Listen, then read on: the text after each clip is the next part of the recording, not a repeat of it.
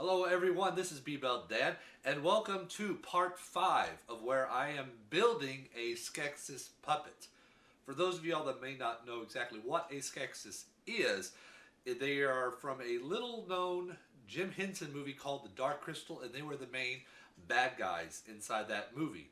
The reason about why I am building this puppet is because I want to do it kind of my way of celebrating the upcoming sequel of The Dark Crystal that is going to be coming up on Netflix. So I've decided to go ahead and try to build from the ground up my own, very own version of a Skeksis puppet.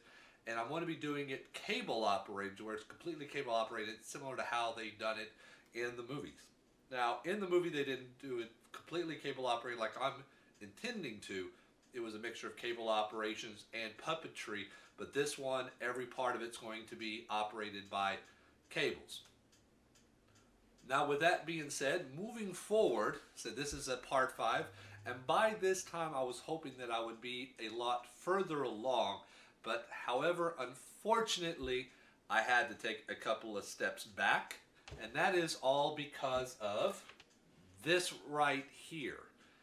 These homemade cables that I've fabricated using wire and just some clear tubing. Now, even though that these work wonders on some of my more simplified puppets, with more complicated puppets and mechanisms such as what I am using for this Skeksis build, these don't work. And that's because as long as it stays relatively straight, it moves very well. I've had absolutely no problem with it. But then once you start putting it into kinks or into circles or what have you like this, which is in some cases what I need to do for this particular build, it doesn't move very well. So I was struggling with this, and I was trying several different options to try to get it to work, but eventually I had to forego this and switch over to the traditional bicycle type cables. Cables such as these right here, which I believe these are also called Bbeltdan cables. I was originally trying to avoid going this particular route because these can get very expensive over time. However, though, if I catch them at just the right time online under specials, I can get it to where probably the square footage of these right here are relatively comparable to how much it would cost for me to build them, by myself. But there's a lot more going on inside these Bbeltdan cables that allows it to work a lot better than the homemade ones. Because originally I thought all it was the same thing, just a plastic tubing with wire running through it. But upon investigation, I ended up finding out that actually it's not so much the case. Inside this plastic sheathing is a whole other set of cable that's kind of going around this way. And that extra bit of cable or extra bit of sheathing, that the way it's wrapping around, it allows this metal cable to kind of glide along it. Think of it almost kind of like its own little bearing all along this entire length, which allows it to where even if you get it into a good bend like so, it moves relatively easily. So I had to bite the bullet, get rid of all the cables that I've made by myself out of the puppet, go down to the store, buy some of this cable here, and redo the puppet from scratch. So with that being said, this is where I'm currently at right now on the puppet. And here it is. As you can see, I now have a lot of the cables running out through the back, working on cable management right now, but I have the cables connected and running to both of the eyebrow mechanisms, as we can see here, and to the eyes sockets to make the eyes move from side to side. If I grab a couple of the cables down below, we can see there's the eyes that are moving like so. And if I grab these cables here, get the eyebrows to move. like so. There we go. And it's working a lot better because I don't know if you can see right here, but some of these cables I've had to bend into some 90 degrees, some sharp 90-degree angles, and that works very well. I've went ahead and actually started running the cables because I had designed the dome to go to the eye blinking mechanisms, and I had to do some 3D printing here. So to get the eyeballs to blink, I've done the exact same thing here. You might remember this skull cap here. And what I've went ahead and done, if y'all can see right there, is I 3D printed these 90s right here to where the cable is running through. So it kind of acts almost as an extension of the Bbeltdan cable. As long as it's not too long, it doesn't seem to be affecting the, the performance of the cable. It does just a little bit, but I don't think it's going to really mess it up too much. And I've also 3D printed this bracket right here that is holding it in. And as of right now, I am hot gluing all of these together. I want to do that so if I ever want to go back in and change anything, I'm not risking. The hot glue is a little bit more forgiving as far as removing pieces off of this 3D printed material than it would be if I was to super glue it. If I was to super glue it, it really won't work very well. So this is what I've done right here. I've done a similar connection inside the head to make the eyes move side to side. But now that I have this, I'm ready to go ahead and connect this onto the head and try testing it out to see how that works. So once again, I'm going to use some good old hot glue to connect that in. So let me go ahead and do that and see how that works. After a little bit of fiddling around, got that finally put in. So we have the two cables running out through the back, and these two cables are connected to those eyebrow or the eyelid mechanisms. So now if I move a cable, oops, there we go. We get the eyes to open and close. I move the other cable. We should get the other eye to close and open. However, now after me playing around with this, I realized that I'm going to have to make a couple of additional changes on this to get everything to work right. There's a lot of space or a lot of mechanisms that I'm pushing into this small head using these cables, and not a lot of room to really try to work around it. So I'm starting to have a couple of small little problems, but they should be easy problems to fix. For like one, as you can see with the eyes, I can't quite get them to close quite all the way, especially this one on this side right here. You can probably see it doesn't want to close all the way, and that is because inside, I don't know if y'all can see, but right there, the eyelid mechanism is hitting this little piece that I 3D printed off right there. So I need to actually shorten that piece up a little bit, and that should allow me to have a little bit more extra travel.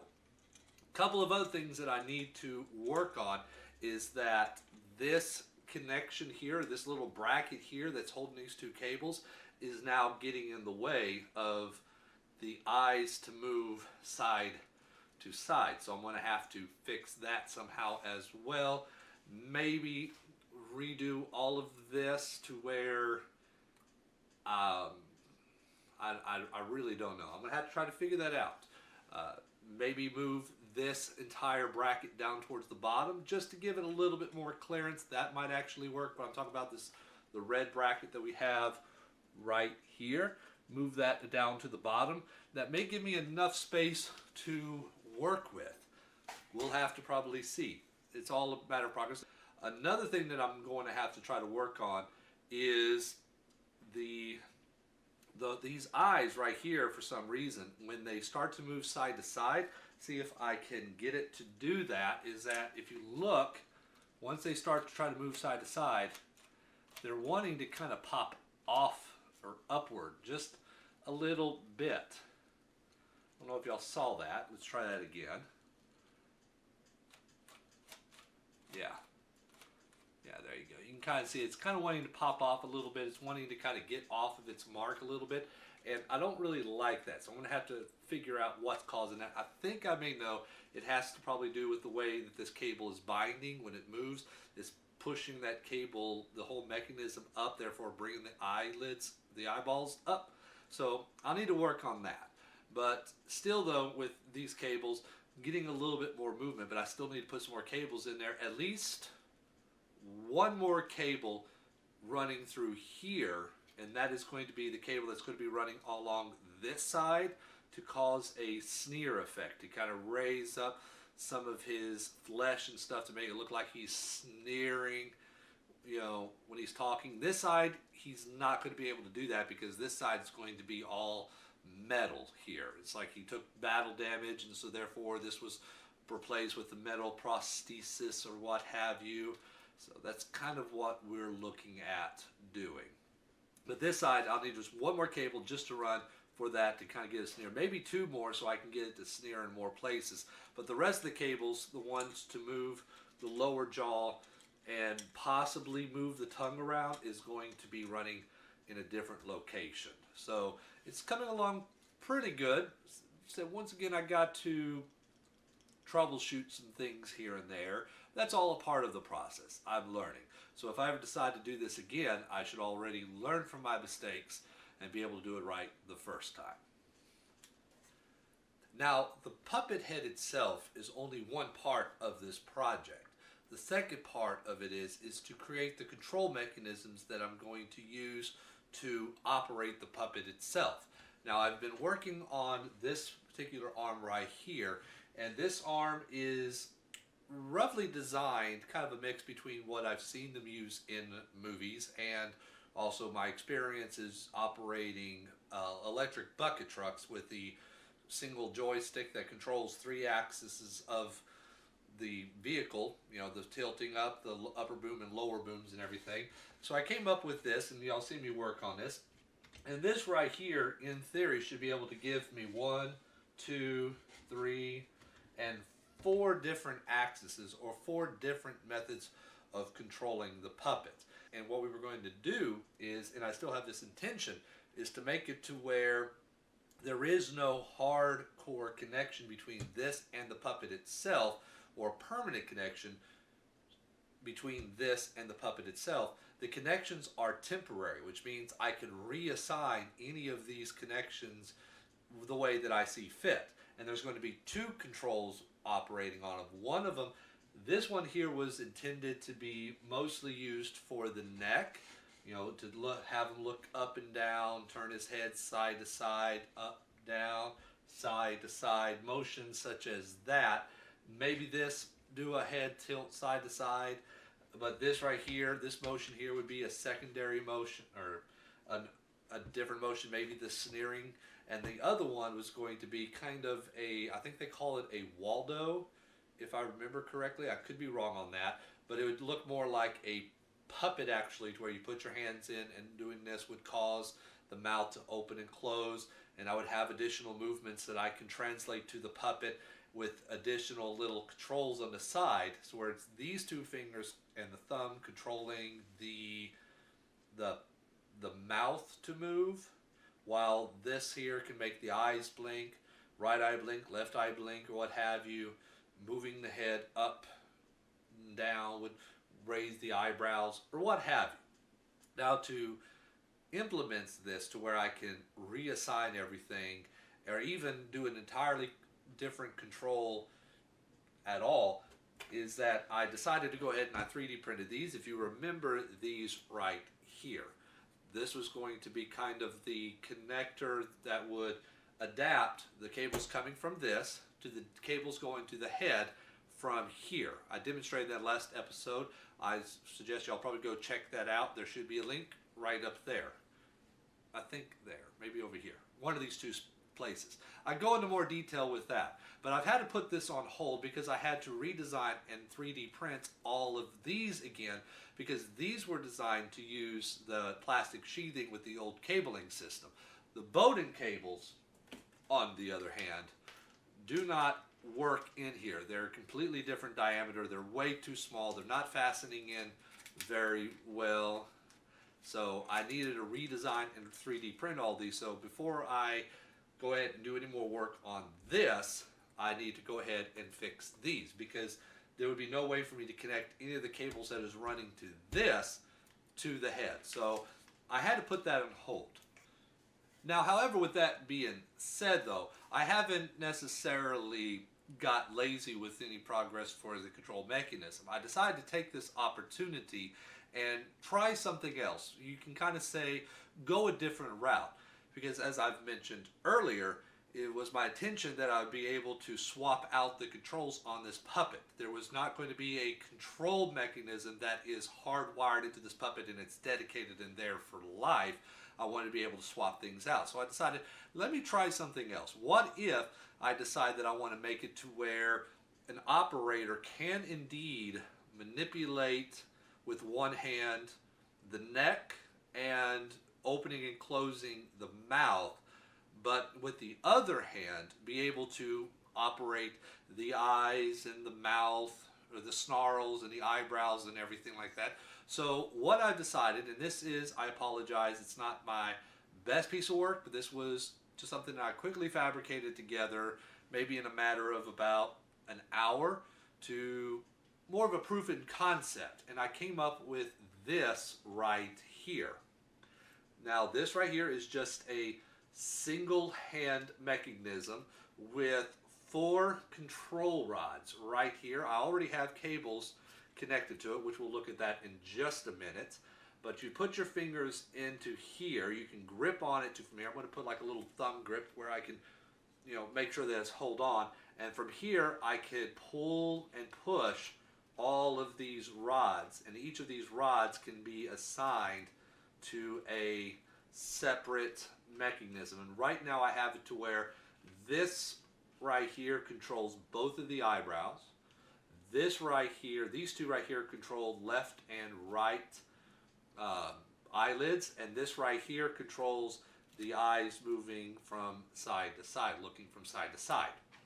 Now I know it's very ugly, it's very rough. It seems like it's working, so I'm going to go ahead and try to actually make this look a little bit nice. So once again, with one hand, the puppeteer can put his fingers through here and operate part of the puppet while having his hand up here. Y'all can see, and I'll do a more of a distant shot so y'all can see, and operate the neck, move the head around, and open and close the puppet's mouth. So let's take a close look at that. Alright, and here we go. We have the puppet head with all the cables running to it, connected to this little temporary connection here. And as I move each of these cables, so we got the eyebrow movement up and down, we can have the eyes blinking left and right. So this left side I need to work on a little bit. We're not getting quite the range of motion that I was hoping that we would, but that's okay. And then this right here, this other cable right there, moves the eyes side to side. See? And if I, with a little bit of practice, and I've only made this yesterday, and so I've only maybe had a total of 30 minutes of practice on this, but if I can get practice, I can get it to where I can get the head to move, such as if I get everything down to the default settings, he's looking straight ahead. I don't know if that's straight ahead. Yeah, it's kind of straight ahead. But let's get those eyebrows. Yeah, the eyebrow. Yeah, those eyeballs are popping up out of their sockets. So I need to fix that ASAP. But I can have it to where he looks one side, sees something interesting, kind of does a little bit of a blink, and then he's no longer interested and he moves along his way. So with a little bit more practice, I think I can get this to really work out very well and get everything to move. And I can adjust all of this to where I can have it to where instead I may want his eyebrows to move independently instead, but I want both of his eyes to blink at the same time, so I can assign both eye blinks to blink with one trigger, and each of the eyebrows to move independently with their own individual trigger. Once again, this is all about customization to fit not only the performance that is needed, but also the person who's doing the performer for whatever works for them. If they would rather go ahead and move the puppet head and control the mouth using their hands, they can do that, and then use this to control other things. Now, of course, they do that, there's nobody to operate the hands on the side of the puppet, but it'd be good for like close-up shots, moving around. But if the operator, if the puppet wanted to have this mounted on top of his head and then have everything, look side to side, and then you have one other operator operating all the features of the head moving and the eyeballs and stuff like that, they can do that. So it's all about, customization. So since this is working, the next thing that I need to go ahead and do to continue with this is to first get it to where it looks a lot better, sand it all down, make it look neat, probably give it a fresh coat of paint, do some additional improvements, maybe improve the movements of these. And I'm going to have those same type of connectors that we saw in the last episode that we used to connect the two cables together, connected to this and this. That way I can just snap them in rather than tape them in. But I'm also thinking about maybe having it to where I can come up with some other system that I could fasten onto this. So, if I need to put two connected, I could connect two in. If I need just one, I can connect one in. Or even if I want to have it to where one cable here, I think this is where this is going to come into play. If I want this one control rod right here, okay, I think that kind of moved. But if I want this one control rod right here to be able to operate three things at the same time, such as if we are doing a shot with this puppet where I want to look real surprised, I can have it to where, moving this up controls 4 different points, so it also brings the eyebrows and opens the eyes out more. So I can use these other 3 to do other connections, such as individual sneers or what have you. Once again, customizations. But how to do that, I'm trying to figure it out. Maybe come up with something that we could quickly screw on and screw off to the end of these rods to where, you have 1 connection point, 2 connection point, 3 connection points.